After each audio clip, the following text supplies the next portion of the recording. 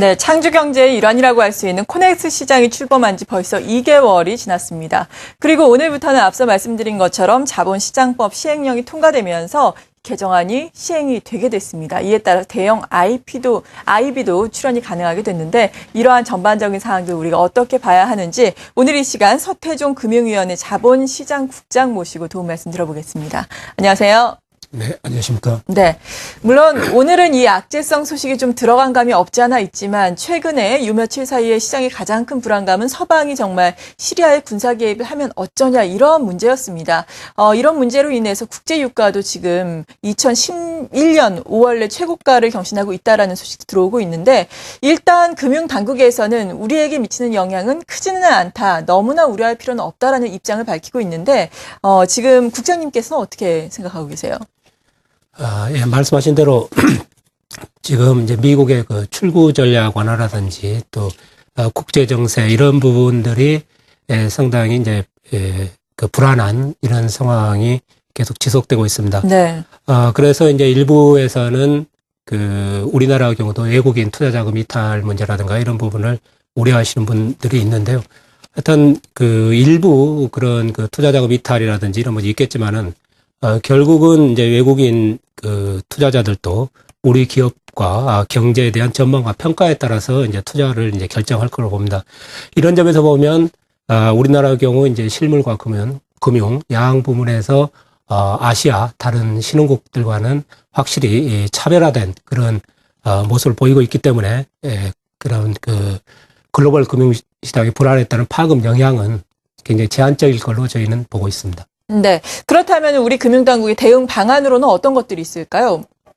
일단은 그 저희가 이제 상시 이 금융감독당국과 긴밀한 협의체를 유지하면서 외국인 투자자금 동향을 포함한 금융시장 상황을 면밀히 모니터링하고 또 필요할 경우에는 어떤 대응책을 바로 강구할 수 있도록 준비하고 있습니다. 네. 그리고 이어서 코넥스 시장에 대해서 좀 여쭤보겠습니다. 코넥스 시장이 출범한 지 벌써 2개월이 지났습니다. 하지만 거래량이 아직까지 좀 부진하기 때문에 뭐 최악의 코멘트 같은 경우에는 이거 개점 휴업 상태가 아니냐라는 그런 평가도 나오고 있는 상황이거든요. 이 평가에 대해서는 물론 동의를 하실지 안 하실지는 모르겠지만 그래도 아무튼 좀 활성화는 필요해 보입니다. 활성화 대책 어떤 것들이 또 있을 수 있을까요? 예, 방금 말씀하신 대로 지금 코넥스 시장 이제 출범한 지 한 2달 정도 지났고요. 네. 정부는 이제 코넥스 시장이 당초에 이제 개장하기 전에 우려했던 것보다는 상당히 이제 순조로운 이런 출발을 보이고 있다고 지금 평가하고 있습니다. 네. 이 시장은 이제 아시는 것처럼 22개의 상장사에 아직 불과하고요. 또 전문 투자자만 투자할 수 있는 시장이고 또 장기 기업의 성장 가능성을 보고 장기 투자하는 시장이기 때문에 기본적으로 거래량이나 거래 금액은 코스닥이나 코스피하고는 이제 비교해서는 안 되는 이제 그런 시장입니다. 네. 그런 측면을 보면 이 시장이 이제 본격적으로 자리를 잡고 이제 안착이 되기 위해서는 어느 정도 시간이 필요하다고 저희는 보고 있습니다. 그래서 투자자나 상장 기업, 정부 모두 좀 인내심을 갖고 지켜보는 것이 가장 중요하겠다. 일단 그렇게 말씀을 드리고요. 네. 그렇지만 이제 일부에서 그렇게 이제 우려하시는 것처럼 거래가 이제 부진한 이런 우려도 있고 또 하루라도 빨리 코넥스 시장이 안착되기 위해서는 일부 보완책도 필요하다는 판단하에서 저희가 그 코넥스 상장 주식의 수요와 공급 양 측면에서 거래가 좀 보다 더 활성화될 수 있는 방향의 그 여건을 조성하는 쪽으로 지금 보완 방안을 검토 중에 있습니다. 네, 그렇군요. 그러니까 코스피와 코스닥 시장과는 성격 자체가 다르기 때문에 너무 성급하게 판단을 하기보다는 인내심을 가지고 기다리자. 투자 활성화를 위한 보완책도 마련을 하고 계시다라고 말씀을 해주셨는데 네. 이 보완책의 일환으로 왜 개인 투자자들의 투자가 좀 활성화되면 어떻겠냐라는 의견도 많이 나오고 있거든요. 물론 지금 참여를 할 수는 있지만 투자의 문턱이 너무 높다라는 지적도 있는데요. 여기에 대해서는 어떤 생각 가지고 계세요? 그러니까 지금 이 코넥스 시장 같은 경우는 이제 전문 투자자만 참여할 수 있는 시장으로 이제 개설을 했기 때문에 이제 개인 투자자의 경우에는 이제 3억 원 이상을 예탁한 투자자들만 이제 코넥스 시장에서 직접 이제 주식을 살 수 있도록 그렇게 되어 있습니다. 이렇게 이제 개인 투자자의 이제 그 투자를 제한한 이유는 무엇보다도 이제 코넥스 시장에서 이제 거래되는 주식은 창업 초기에 이제 그 중소 벤처기업 주식이다 보니까 상대적으로 이제 투자 위험성이 높다는 이런 점을 이제 고려한 것입니다. 그래서 이런 이제 개인 투자자의 이제 참여 제한을 완화하는 문제는 이제 거래 활성화라는 측면도 봐야겠지만은 투자자 보호를 위한 진입 그리고 공시 규제 수준도 함께 이렇게 고려하면서 접근할 사항이다. 저희는 이제 그렇게 판단하고 있습니다. 네, 그러니까 무조건 거래 활성화만을 놓고 이야기하기에는 무리가 있다. 투자자 보호를 위해서 어쩔 수 없는 조치다라고 말씀해 주셨고요. 코스닥 시장에 대해서도 요즘 여러 가지 이야기가 나오고 있습니다. 코스닥 지배구조 개선 방안의 일환으로 또 거래소에서 분리하는 방안을 추진 중이다라는 소식도 있던데요. 코스닥 시장 활성화에 좀 도움이 될까요? 그래서 이제 먼저 지금 저희가 이제 그 코스닥 지배구조 개선을 하면서 거래소하고 이제 코스닥 시장을 거래소에서 분리한다는 이 부분은 좀 사실이 좀 와전된 측면이 있고요. 저희가 이제 추진하고 있는 코스닥 지배구조의 핵심 내용은 그 코스닥 운영에 관한 이제 최고 의사결정기구라고 할 수 있는 코스닥 위원회를 거래소 안에 두되 그 코스닥 운영위원회의 구성원을 좀 이제 대폭 이렇게 개편하자는 취지입니다. 그래서 이제 지금은 이제 코스닥 코스닥위원회가 거래소 사회이사 중심으로 이렇게 이제 구성이 되어 있는데 앞으로는 중소 벤처기업 업계 대표와 또 공익 대표자 중심으로 이렇게 구성함으로써 코스닥 시장이 이제 코스피 시장과는 좀 차별화된 중소 벤처기업 중심의 역동성 있는 이런 시장으로 이렇게 운영될 수 있도록 이렇게 개선해 나가고자 하는 것이 이제 이번 지배구조 개선의 취지라고 하겠습니다. 네, 그러니까 자신의 목소리를 제대로 낼 수 있도록 도와주겠다라는 말씀이신 거죠? 예, 그렇습니다. 중소 이제 벤처기업의 그런 그 현실을 코스닥 시장 운영에 있어서 좀 제대로 반영할 수 있도록 그렇게 하겠다는 것입니다. 네. 그리고 코스닥 시장 상장 요건 완화 방안 발표가 지금 12월 달로 연기가 됐거든요. 물론 코스닥 시장에 상장하려고 하고 있는 신규 기업에는 많은 도움이 될 수도 있겠지만 또 건전화 측면에서는 이러한 부분이 문제가 될 수도 있다라는 지적도 있는데요. 여기에 대해서는 어떤 생각 가지고 계신가요? 예, 그러니까 이제 저희가 지금 이제 그 코스닥 시장뿐만이 아니고요. 코스피 시장까지 포함한 이제 기업 상장 활성화 종합 대책을 지금 이제 준비하고 있습니다. 그래서 이제 이 대책에는 그 상장 요건 완화뿐만이 아니고 기업이 이 상장에 따른 각종 부담도 경감할 수 있는 이런 내용도 이제 포함될 것입니다. 그래서 이제 아마 금년 말까지는 저희가 이런 대책을 이제 확정 지으려고 지금 계획하고 있고요. 그리고 이제 마지막에 말씀하신 그 상장 요건 중에서 과도하거나 또는 이제 불합리한 부분 이런 부분들은 이제 개선하려고 합니다만은 그렇다고 그래서 상장 기업으로서 갖춰야 할 반드시 갖춰야 할 그러한 요건까지도 개선하려는 그런 것은 아니기 때문에 그 시장 건전화에 역행된다든가 이러한 부분은 이제 과도한 이제 우려라고 저희는 이제 말씀드릴 수 있겠습니다. 네, 다행스러운 부분입니다. 그리고 내년부터 요즘에 또 금값이 많이 올라서 화제가 되고 있는데 금을 또 주식처럼 사고 팔 수 있는 금 거래소가 설립이 되게 됩니다. 이 금 거래 시장에 구체적으로 어떤 변화가 이에 따라서 있을까요? 그러니까 지금은 이제 금 거래가 그 대부분 그 시장에서 자유롭게 거래되고요. 거래되는 금의 한 절반 이상이 세금을 내지 않고 이제 하는 이제 음성적인 이제 거래로 저희가 이제 판단하고 있습니다. 그래서 앞으로 이제 우리 한국 거래소의 금 현물 시장이 이제 내년 초부터 이제 개설이 되면 금도 이제 주식처럼 이렇게 투명한 절차를 통해서 거래할 수 있게 이제 됩니다. 네, 말씀해 주신 것처럼 음성 거래가 지금 엄청난 것으로 알려지고 있거든요. 이것으로 인해서 부가세 탈루 규모도 크다고 알려지고 있는데 그렇다면 어느 정도가 실제로 양성화가 될 수 있을 것으로 판단을 하고 계세요?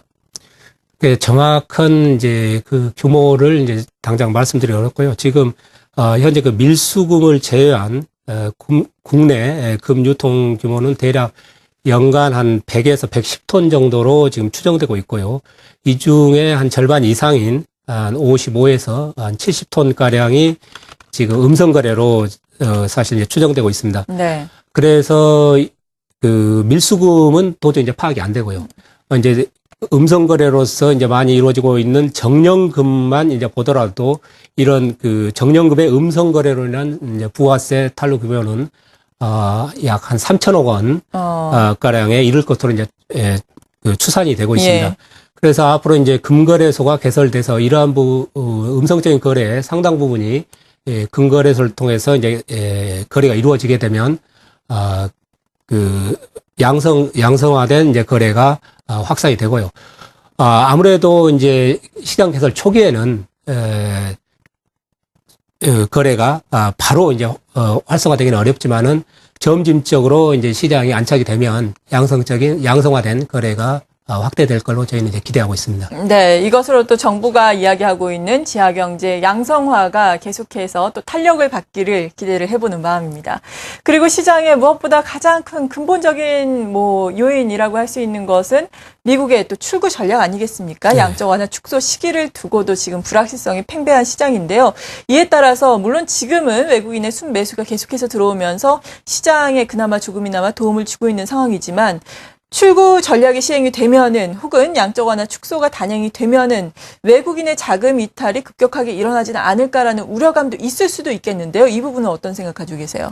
그래서 제가 그 모두에 말씀드린 것처럼 어차피 그 외국인 투자자들도 자기들이 그 투자를 할 때 가장 기본적인 판단은 우리 기업이나 우리 경제의 그 상황, 그 지금 앞으로의 전망을 보고 이제 판단을 하는 거기 때문에 그런 측면에서 보면 이제 그 우리 기업들이나 우리 경제의 지금 상황 그리고 우리 금융기관들의 건전성은 다른 아시아 신흥국들보다는 훨씬 더 양호한 이런 상황입니다. 그래서 다른 그 아시아 신흥국들에서 외국인 투자 자금이 상당 규모 이탈되더라도 저희 우리 국내 시장에 미치는 영향은 상당히 제한적일 것이다. 이렇게 저희는 이제 보고 있고요. 다만 그렇지만은 우리 그 금융시장이 이제 글로벌 금융시장에 상당 부분 이제 영향을 받는 것은 불가피하기 때문에 네. 저희 정부와 이제 금융감독당국은 상시 금융시장 상황을 면밀히 모니터링하면서 이미 마련하고 있는 그 비상 대응 계획에 따라서 필요한 경우 대응책을 강구하겠다 이렇게 이제 말씀드릴 수 있겠습니다. 네, 기대를 해보겠습니다. 그리고 또 자본시장법 시행에 대해서 좀 여쭤보겠습니다. 이에 따라서 글로벌 대형 IB가 탄생 가능하다라는 지금 기대감도 있는데 사실 증권업계에서는 이 요건을 충족하는 증권사도 몇 개 되지 않고 전반적인 반응은 약간 시큰둥하다라는 분석도 나오고 있는 상황이거든요. 예, 지금 그러니까 말씀하신 대로 오늘 이제 8월 29일 오늘부터 이제 개정된 자본시장법이 네. 이제 시행이 됩니다. 그렇죠. 그리고 이제 그 핵심 내용은 이제 투자은행 그러니까 IB가 탄생할 수 있는 제도적 장치가 이제 마련된 게 이제 가장 큰 이제 주요 내용입니다. 네. 그렇다고 그래서 이러한 그 IB 탄생할 수 있는 제도적 장치가 마련됐다고 그래서 바로 이제 그 또 대형 IB가 뭐 출연하는 것은 또 별개의 문제입니다.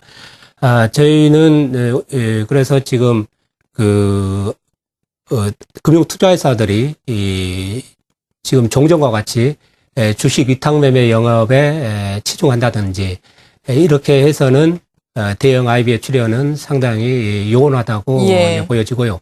그래서 무엇보다도 이렇게 그 IB 탄생이 가능한 제도적 장치가 마련된 만큼 우리 금융 투자 회사들도 과거의 그런 주식 위탁 매매 영업에서 벗어나서 새로운 그 IB 영업에 보다 더 관심을 갖고 또 그 변화된 그런 노력이 필요하다 이렇게 저희는 생각하고 있습니다. 네, 말씀하신 것처럼 대형 IB가 지금 당장은 출연하기 어려운 시점이라고 하더라도 그래도 향후에 이렇게 관련된 법안이 개정이 됐으니까 대형 IB의 출연이 언젠가는 있으리라라는 기대감을 가지고 좀 지켜보겠습니다. 네.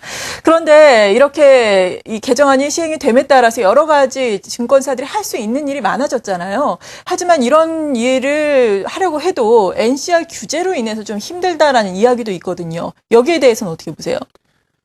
네, 그래서 지금 정부도 지금 현행 그 영업용 이제 순자본 비율 제도의 NCR 제도가 이렇게 안고 있는 문제점은 이제 충분히 인식하고 있습니다. 네. 그래서 지금 그 증권회사 NCR 제도의 전면적인 이제 개편 방안을 이제 저희가 이제 검토하고 있고요.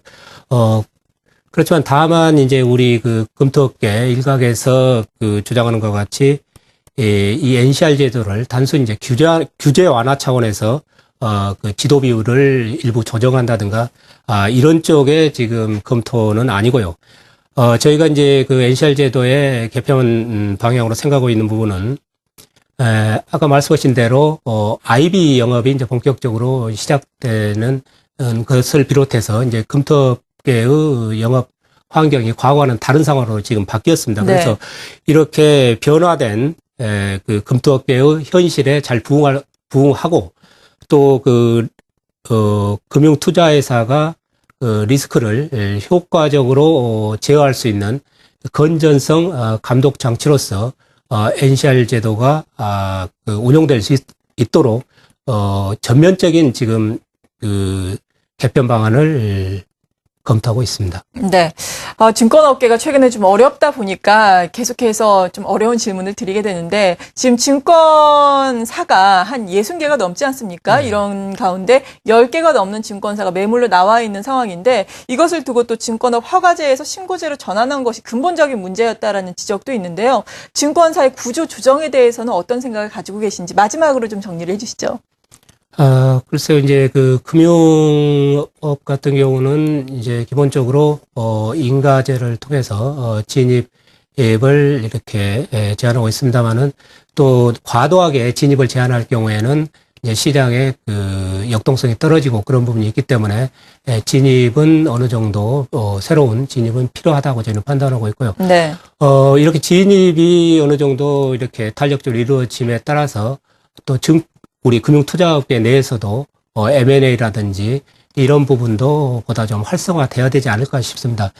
그래서 지금 우리 증권업계 상황, 자본시장이 상당히 그 침체돼 있고 활력을 잃고 있다 이런 지금 지적이 많은데 이러한 시장 상황에서 자본시장이 역동성을 회복하려고 그러면 증권업계 내에서도 M&A 같은 이런 보다 시장 역동성을 높일 수 있는 그런 변화가 있기를 저희는 기대하고 있습니다. 네. 말씀하신 점이 좀 잘 이루어져서 금융시장의 선진화, 그리고 지하경제의 양성화, 창조경제 등 이러한 이슈들이 좀 훈풍을 타고 잘 갔으면 하는 바람으로 이 시간 또 마무리를 짓겠습니다. 서태동 금융위원회 자본시장 국장과 함께했습니다. 감사합니다. 네, 감사합니다.